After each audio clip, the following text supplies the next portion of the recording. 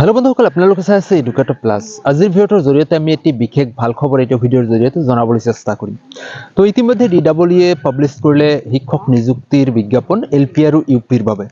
ইতিমধ্যে এলপি আৰু ইউপিৰ বাবে 4500টা পোষ্টৰ এগেইনষ্টত বিজ্ঞাপন পাবলিশ কৰিলে ডিডব্লিউএ।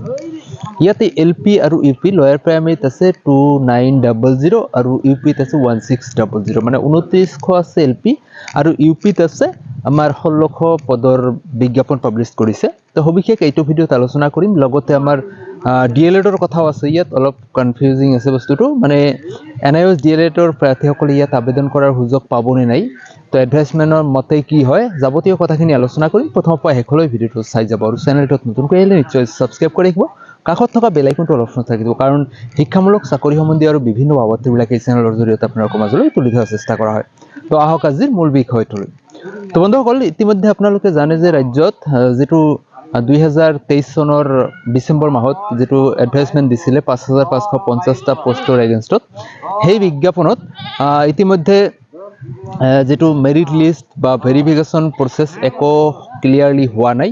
ইয়াৰ উপৰিঞ্চি হিচাপে বৰ্তমানে আজিৰ দিনটোত আমি দেখা পাই আছো ডিডব্লিউএ পাবলিশ কৰিলে বেলেগ এটা বিজ্ঞাপন, আৰু এই বিজ্ঞাপনত 4500 পোষ্টৰ এগেইনষ্টত বিজ্ঞাপন কৰিছে বা ৰিক্ৰুট কৰিছে, যেটো হল এলপি আৰু ইউপিত প্ৰায় 4500, এলপিত আছে 2900 আৰু ইউপিত আছে 1600 পদৰ বিপৰীতে বিজ্ঞাপন।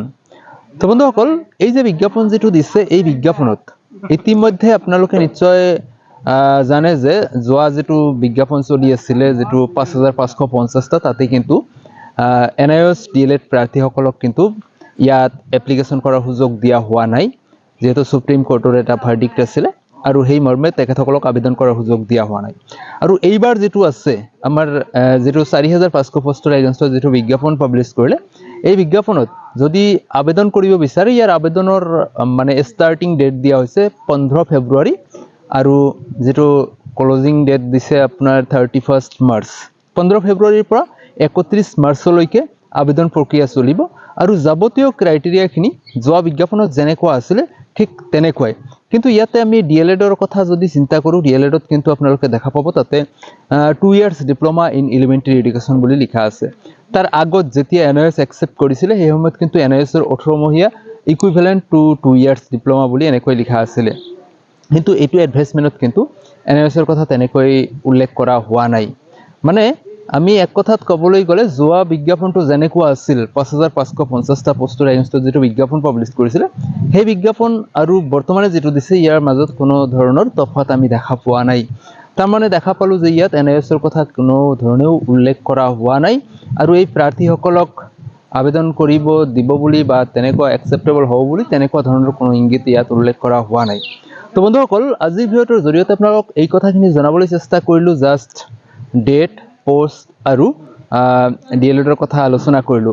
পৰৱৰ্তী সময়ত আমি সবিশেষ ডিটেইলছত আলোচনা কৰিম। যদি আপোনালোকে আগ্ৰহী আছে বা জানিব বিচাৰে কমেন্ট কৰিব নিশ্চয় কমেন্ট সেকশনত। আমি আপোনালোকৰ নেক্সট ভিডিওত আৰু বিতংকৈ কথাখিনি আলোচনা কৰিম।